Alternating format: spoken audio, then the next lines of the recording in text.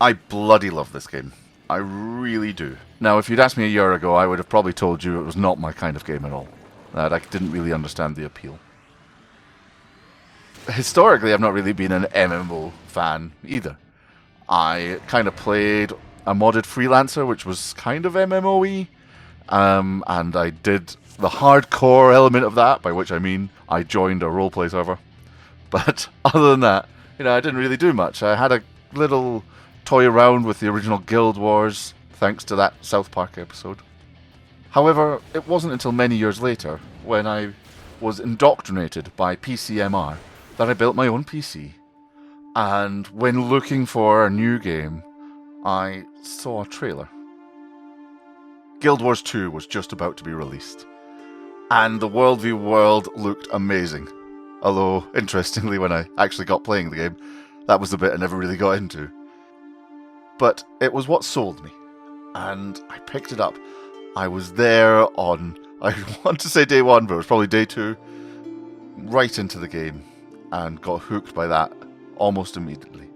I made some amazing friends playing it, especially doing the dungeons, which I loved so very much. Some of these friends are still friends to this day that I still play with. It was an amazing experience, an amazing game, and a game I would still recommend if you're interested. But I have kind of grown apart from it.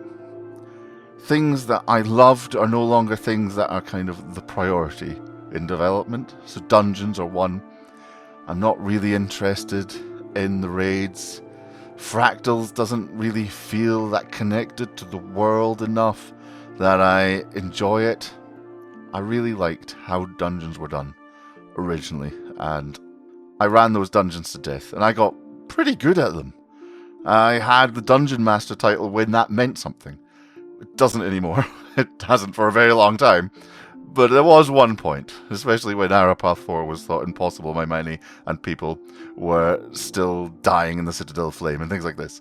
Like, it was thought to be a really cool title, and I was really proud of it. Sadly, with, being pretty much abandoned, dungeons are now rather easy to beat, thanks to, power creep and such like. So, I've kind of lost that big aspect of the game that I loved. Also, I found the gem store to just, again, creep up a bit much for my liking, and it's at the point where I think the gem store skins and for weapons and for armor are just so much better than anything you can earn in-game. It feels unrewarding. Now, don't get me wrong, if you still feel rewarded, that's great, that's fine. I'm not saying you're wrong, I'm just saying, for me, having the best, flashiest armor be bought by either gold or gems, either one, even if it wasn't real cash, it was just gold, doesn't feel that cool to me. It doesn't feel earned. It feels like you can be the shiniest best if you're just the best of the marketplace, which is not what I see as being the reason to have the cool armor. I want the cool armor for having done cool things. So the game has, if I'm honest, lost me almost entirely. It's still good. Happy to jump back in now and then, mess around with the story. But by and large, I'm not sinking the time in ever again that I did once. So after that, I had to kind of find a new home, a new game to call my own. I decided to try a few. I went with Star Trek Online, but those idiots put the only thing I cared about on the store, so boom, there, done, MMO speedrun complete.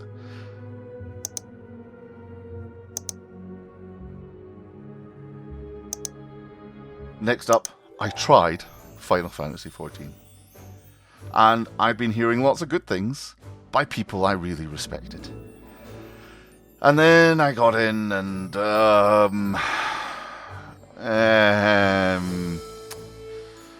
so I got heavily into Elite Dangerous. Which, by the way, once Braben's promise of ship interiors comes, it's going to be absolutely phenomenal. I can't wait. Oh. Oh, right. Oh, yeah. Well. Anyway, I tried Final Fantasy XIV again. And... still not for me. So, I sold my PC and sailed to Australia. No, seriously, that's what I did. I sailed to Australia. I was even in charge. I was the skipper. Who would put me in charge? I don't know. But I was in charge. I skippered a boat for 2 years, sailing over to Australia. It was quite the adventure. And then I spent another year just hanging about Australia, working there. Once that was done and I returned to Scotland, I replaced my PC, which was long since gone, and started looking for a game that I would like to get into.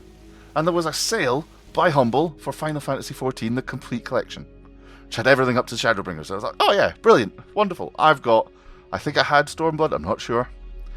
So I thought, okay, I'll buy that. It's cheaper than just buying Shadowbringers. So I bought that, and they wouldn't let me attach it to my account because apparently I already owned the complete edition and you can't attach it to an account that already had the games. So, rip that, but fortunately I didn't have any characters above level 10, so it didn't really matter. I created a new account, had everything up to Shadowbringers, and thought, right, here we go. Now, I knew I hadn't got into it before, but I've been seeing the hype. I mean, Asmongold was getting into Final Fantasy XIV. Asmongold, Mr. Warcraft himself, has been playing Final Fantasy XIV. Surely there is something here that I can enjoy. I'll give it a try. I also had another problem. I had a new job that I was beginning in about 3 days or something like that. So I think it was the Friday and I was starting on Monday. And I was going to bed at about 8 in the morning, which is not an acceptable social time to be going to bed. My sleeping pattern was ruined. I needed a plan. And my plan was thus. I would set a goal in Final Fantasy XIV that would take me all day and all night, and then all day again, to keep me going while I was extremely exhausted. So I would stay awake until about 8 PM, where I would then allow myself to fall asleep. So way over 24 hours of being awake.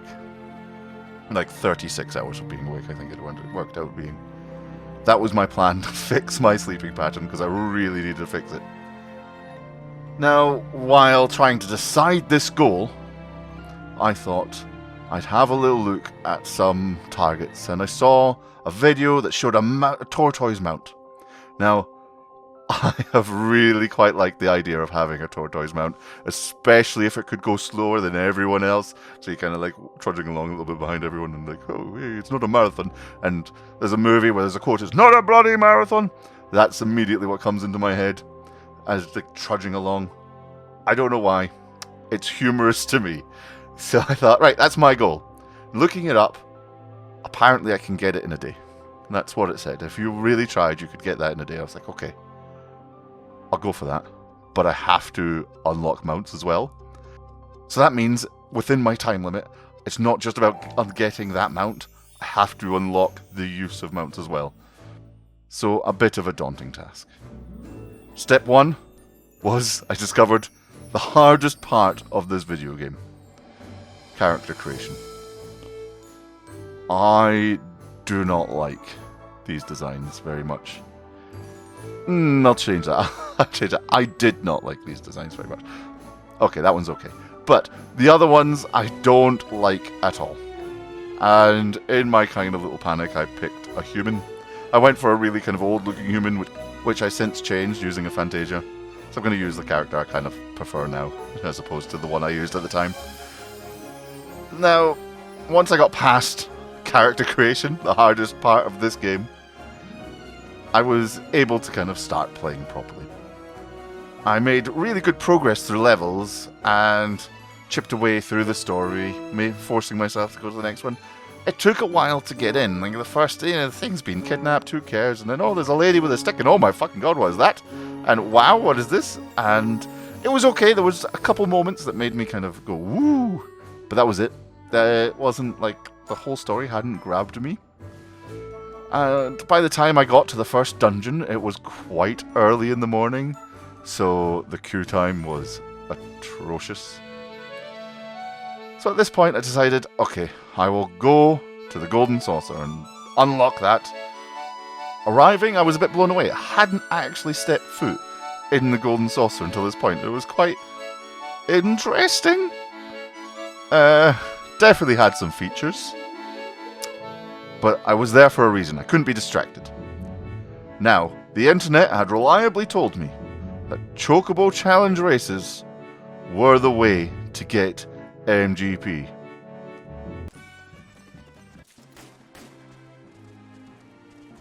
That turned out to not be so good. So, after that kind of failure, I did some more research and discovered that challenge logs were even better.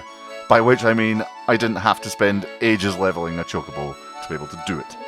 So, step one was to do the challenge logs, and they weren't working. I wasn't getting any rewards. Oh. Fuck. Okay, right. Go and unlock the challenge log. Once the challenge log was unlocked, MGP was rolling in because I had lucked out, and it was a special event which gave 50% extra MGP rewards. Brilliant. So, I went through my challenge log, and I was getting really close to my 200,000 MGP target. I was feeling like I could get there with that. That part was done. However, I was still only at the first dungeon when it came to the story. I was still a good distance away from unlocking the ability to use a mount. I had to get on that. I had to get going. I went back to Satasha. I queued up. The queue went much faster this time because, as we know, 9 AM on a Saturday morning is peak gamer time. Bam! In we go, Satasha. And I had a blast. I had some really good fun. It's an easy dungeon. It's not complicated. Nothing's insane there. But it was good fun. And something I had been missing for a long time. Like I said when I was talking about Guild Wars 2, dungeons were my favourite part. And this was scratching that dungeon itch. My word, was this scratching that dungeon itch. I managed to complete it. I went through and did the other 2 dungeons. And I got to the first trial where you face Ifrit. And holy shit, look at him. How awesome is that? That was so cool. The music in this game has blown me away. I'm going to be honest, by this point I am hooked. I'm 100% hooked. I'm in. I managed to keep going. I get the Grand Companies unlocked. I am allowed to use a Chocobo now. I go back to the Golden Saucer. I do a few events. And bam, I have enough. I buy thy tortoise. I'm so proud of it, I post it on Reddit. And Reddit does not give a fuck because fuck me. But I'm still really proud. I'm still really happy. And not only that, it's 4:30 PM, which means I have by far beaten my time. I've even got a couple hours or so to spare, 3 hours to spare. So I spend that time just prancing around on my new mount, doing a bit more of the story before I go to bed, and sleep like a god. I'm now completely hooked on this game. I've even gotten into a bit of endgame, by which I mean I have an apartment and I decorated it. The house is going to have to wait a little bit more. I've become addicted to getting all of the mounts I can and keeping all the videos by Final Fantasy content creators, new and old, on repeat. My only regret is not getting into this game sooner and letting things like early level combat form my opinion of endgame combat. So, if you're all tempted, please give it a shot. It is worth trying the free trial, even if it's become quite the meme now. It does contain a massive amount, far more than you would ever need to decide if you enjoy this game. Thank you to everyone that watched through to the end. I am by no means an editor. This is one of the very few videos that I've really tried to edit.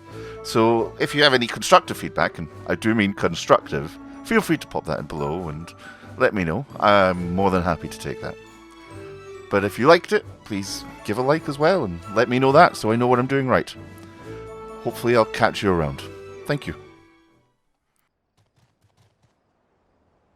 Wait, it is fucking rockets?